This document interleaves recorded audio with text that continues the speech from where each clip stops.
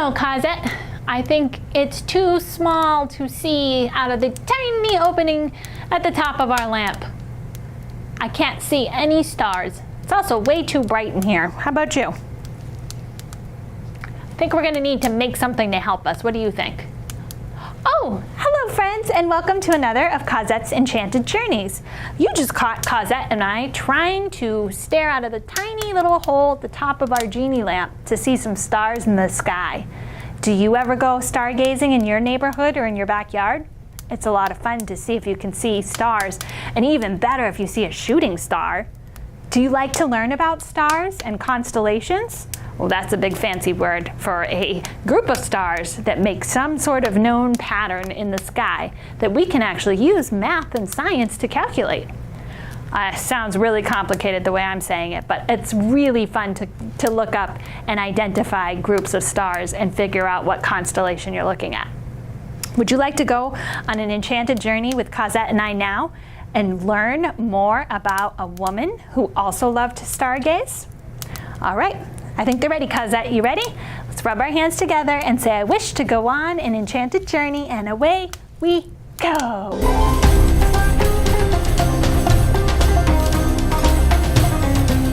Welcome, boys and girls. It's time for another wonderful story. Today I have this book called What Miss Mitchell Saw by Hayley Barrett.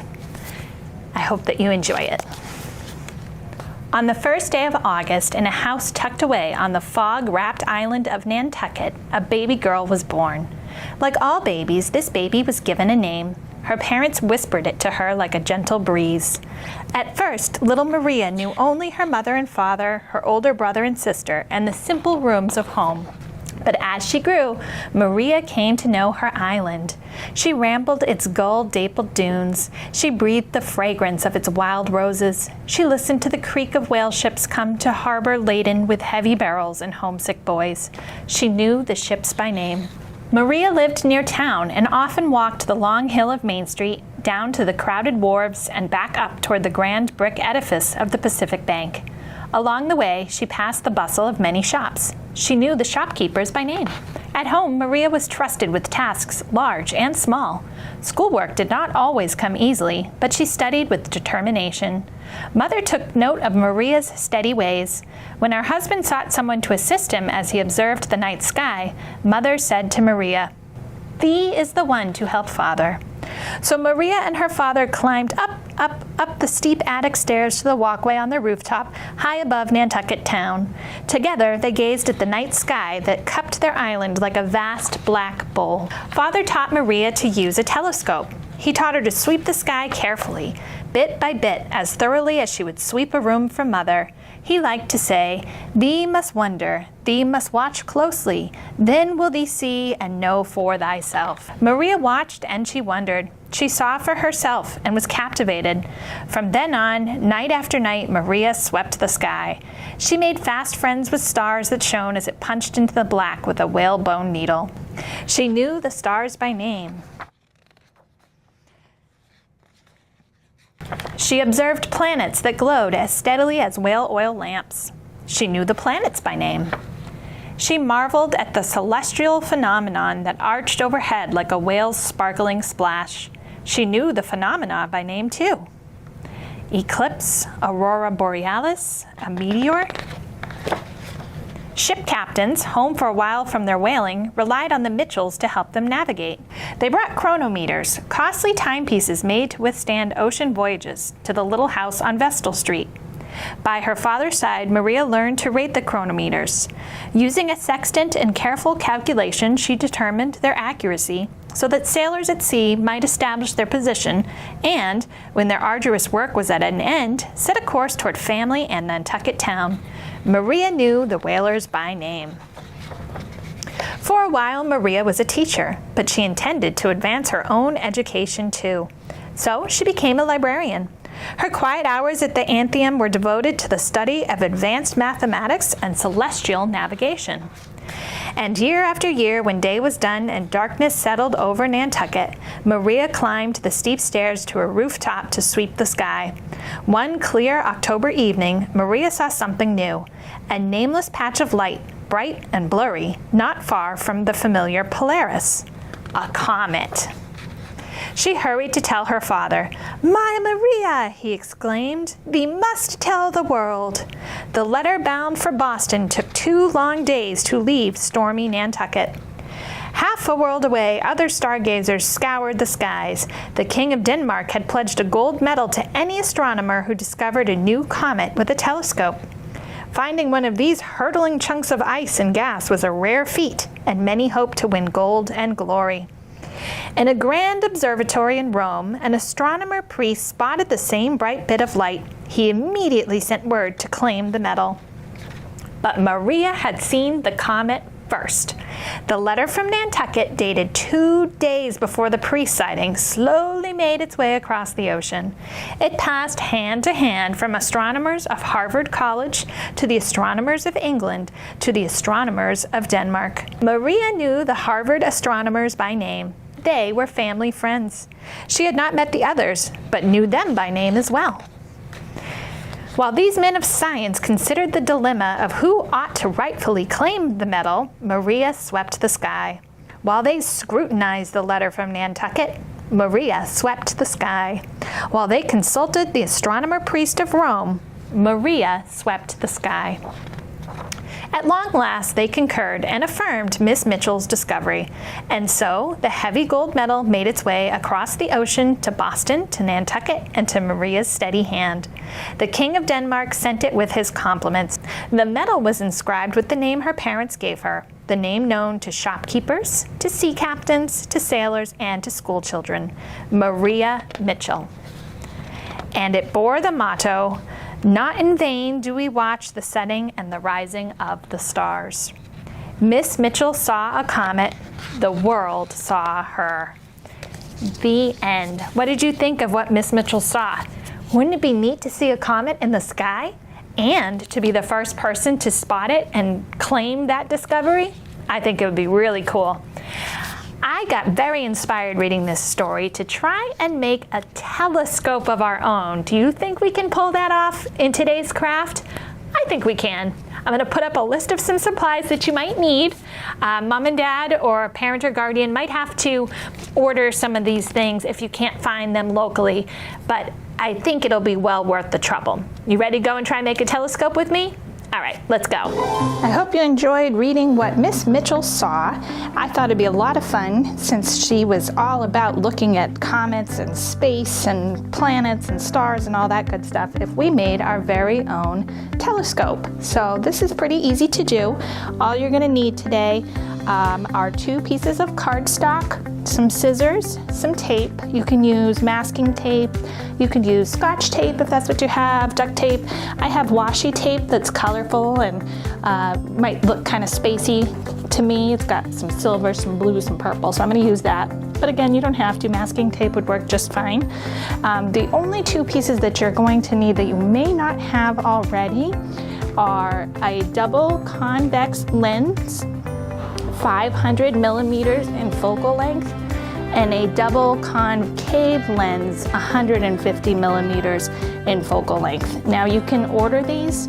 That's what I had to do. I couldn't find them at a craft store.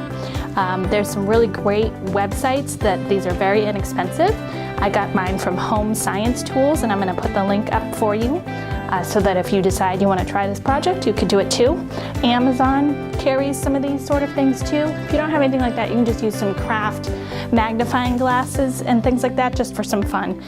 Or you can just make a pretend telescope with some clear saran wrap or something like that. But for this particular project, if you want to make it like Jenny the Genie, you're going to want these couple of lenses. They're not expensive. I think they're $1 or so each.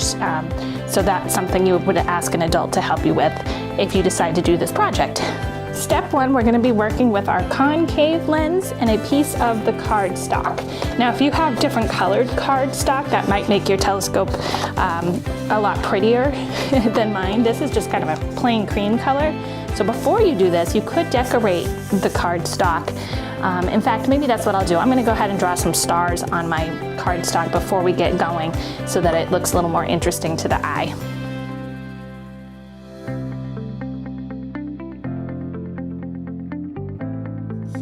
I'm just using washable markers or just plain markers. You could use colored pencil, crayon, markers, anything you like. Or you could skip this step altogether if you decide. That's 100% fine too. I just like to add a little color to my projects because I really like color. I've always liked color. And space colors are probably some of my favorite. I like those deep purples and blues. If you've been watching any of our other Cosette's Enchanted Journey shows, you know that we use a lot of these same materials over and over again. The cardstock paper, the markers, paint. So if you have any of these things around your house, you can do all kinds of art projects. When you're happy with how your cardstock looks, then you're ready for the next step. So we are going to need a piece of our cardstock. So I'm going to use, I guess I'll use my stars first.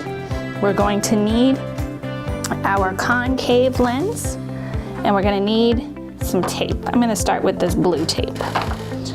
So what you're going to do, you're going to open up your lens and just leave it on this tissue paper so it doesn't get scratched. So I'm going to start by flipping over because I want my art on the outside, and I'm going to be rolling the tube along the edge of the lens and then securing it with tape. So I'm going to hold my lens carefully, and I'm going to be rolling this right around here. And this, you just got to be careful and gentle as you go. Might help if you just kind of roll it first and then secure it with tape after and tighten it up. Be a little tricky to work with at first, especially since you only have the lens in the front and the rest of this tube area is going to be empty. Just want to go slow, maybe get a general shape going. Get the paper kind of curling a little bit to start with, that might help. To make this a little easier, you can use a plain piece of Scotch tape, just the clear tape like this. I'm going to use just a tiny, tiny piece so it doesn't block my lens. I'm going to start rolling my paper around my lens, and I'm going to just secure one piece of that edge with this tape, just like that, while I'm rolling. Just on the edge of that lens, just like so. And I'm just going to take my time and wrap carefully.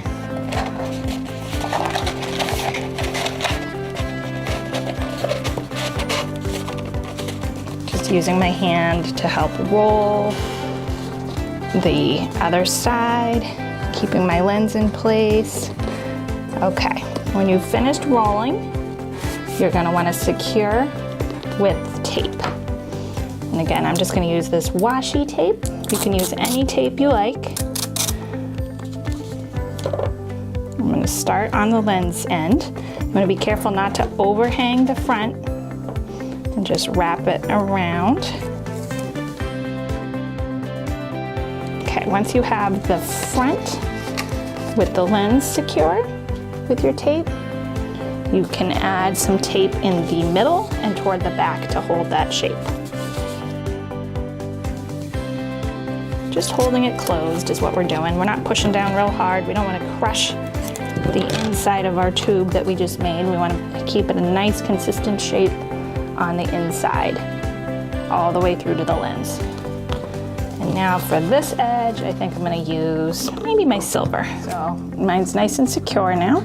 Now, what's important to know about this is the lens that you're going to be looking into when you're looking out of your telescope that we're making. So if you want to mark your project, if you are using one color of your telescope, you want to mark it so you know this is the side you look into by using different colored tape. That's helping me to remember.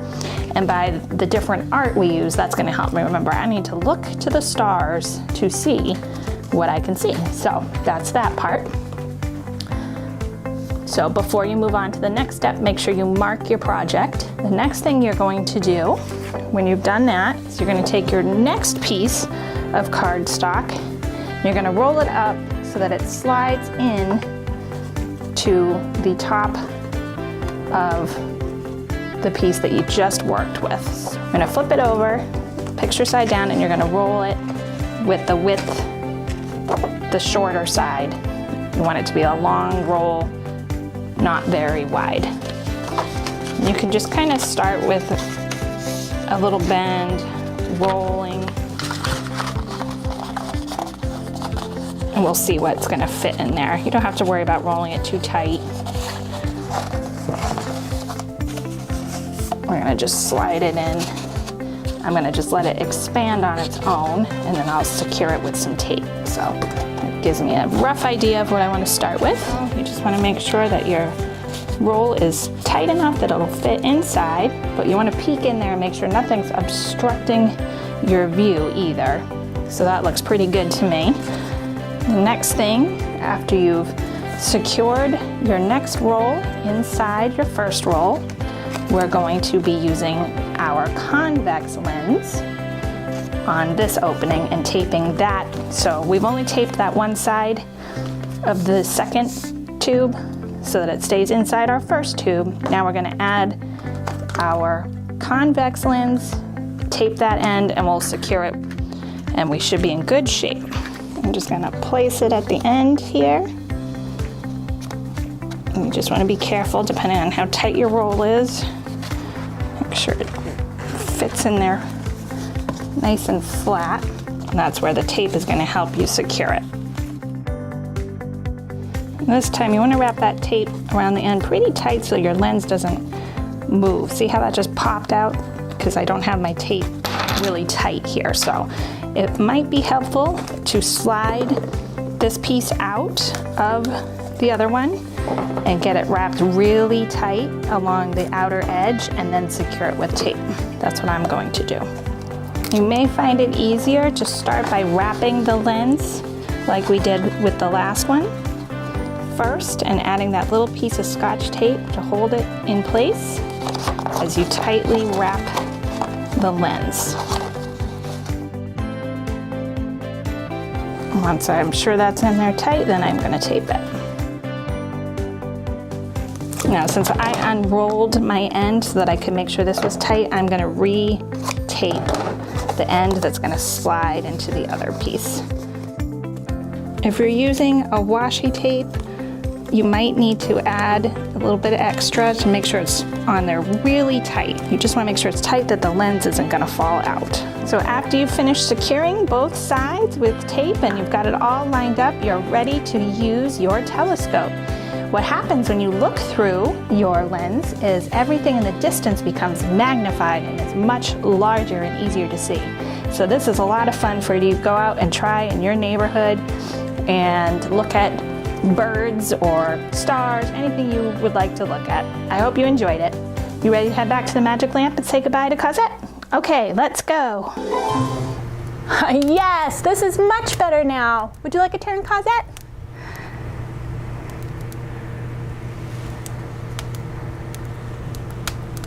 And welcome back to the Magic Lamp, friends. Did you have fun making your very own telescopes? I sure hope that you did. Cosette and I are so happy that we can now use our very own telescope to look out of the top of our genie lamp and see some stars in the sky. I hope you'll use your telescope to do the same. Until we see you again, take good care of yourselves. Bye-bye.